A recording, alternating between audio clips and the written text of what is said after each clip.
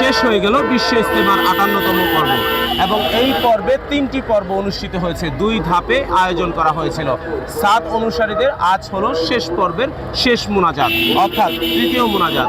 মাওলানা সাদের প্রথম পুত্র, বড় সন্তান এই মুনাজাতটি পরিচালনা করেছিলেন।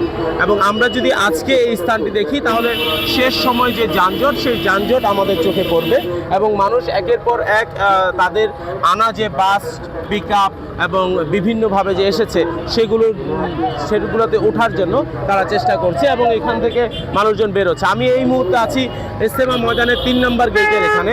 আমি এখানের কিছু মানুষের সাথে কথা বলবো, কিন্তু এর আগে আপনাদেরকে জানিয়ে রাখতে চাই বিশেষ ট্রেনের ব্যবস্থা করা হয়েছে 8টি এবং বিদেশি নাগরিক এসেছে 1449 জন।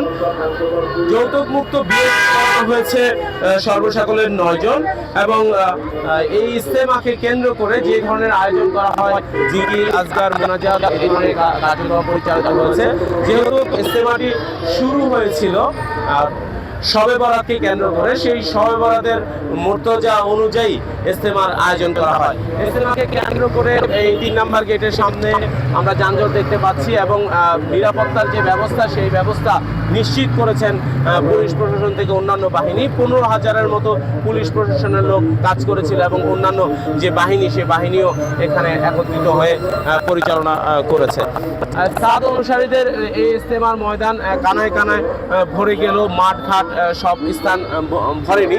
তবে যান চলাচলের ক্ষেত্রে যদি আমরা দেখি তাহলে ইজতেমা একসাথে শেষ হয়ে যাওয়ার কারণে একটি ভিড়ের সৃষ্টি হয়েছে। আমরা ইজতেমা ময়দানের কিছু মানুষের সাথে কথা বলতে যাচ্ছি, আমরা চেষ্টা করছি তাদের সাথে কথা বলার জন্য। ভাই, আপনার সাথে একটু কথা বলতে চাই। কোন জায়গা থেকে আসছেন? চাঁদপুর থেকে।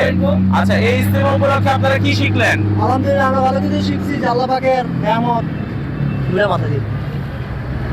না, আপনি বলেন, সমস্যা নাই। আলহামদুলিল্লাহ অনেক কিছু শিখছি যে আমি 2019 সালের থেকে ইজতেমায় আসতে আছি। আল্লাহ পাক মুসলমান যে মানুষ এখানে আসে আল্লাহ রাস্তা বাইরে সবাই জানি হেদায়েত পায়, যে নবীজিরা যেরকম দাওয়াত দিচ্ছে এরকম ইনশাআল্লাহ আমরা দুধ দিই যে প্রত্যেকটা মানুষ ভালো হইতে চায়, প্রত্যেকটা মানুষ আল্লাহ রাস্তা বাইরে আল্লাহর দিন শিখে আল্লাহকে ভালোবাসে সবাই, ইনশাআল্লাহ আমরা এটাই চাই। জি, আপনাকে ধন্যবাদ। আমরা আরও কিছু মানুষের সাথে কথা বলতে চাচ্ছি। আমরা একজন মুরব্বী আছেন, আপনার সাথে একটু কথা বলা যাবে? জি, এই ইজতেমাতে এসে আমরা কি শিখলাম? আমরা ইসলাম শিখলাম, জি, ধর্মের কাজ করতে হবে এই শিখলাম। জি, আমরা এলো পাতারি হয়ে গেছি, এখন এটা সোজা হয়ে হওয়ার জন্য এই ইজতেমা।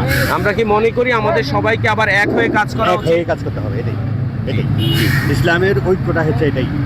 ইসলামের কথাটাই হচ্ছে একসঙ্গে কাজ করা, ধর্ম নির্বিশেষে। আমরা তেমন সরাই ছিটে গেছি বিভিন্ন দিকে, ইসলামের দলগুলো আলাদা হয়েছে, এটা নয়। এটা হচ্ছে আমরা একসঙ্গে কাজ করা, এটাই শিক্ষা এখানে, যার কারণে এত লোকের জমায়েত। এটা যে 3টে হয়েছে, যদি একসঙ্গে একটা হইতো সারা ঢাকা শহর বন্ধ করে দিয়ে আরো ভালো হতো, এটা আরো ভালো হতো। জি, আপনাকে অনেক অনেক ধন্যবাদ। আমরা আরও কিছু মানুষের সাথে কথা বলবো। ইতিমধ্যেই যে যানজট সৃষ্টি হয়েছে, সেই যানজটের এটি পরিসমাপ্ত করার জন্য আমরা ট্রাফিক বিভাগের সাথে কথা বলেছিলাম। ট্রাফিক বিভাগ আমাদেরকে জানিয়েছে যে খুব স্বল্প সময়ের মধ্যেই জায়গাটি সম্পূর্ণভাবে খালি করা হবে। এবং ইজতেমাতে আমরা দেখছি যে একজন ভদ্রলোক তার সন্তানকে নিয়ে আসছেন। যে আপনি আপনার ছোট বাচ্চাকে ইজতেমাকে নিয়ে আসার কারণ?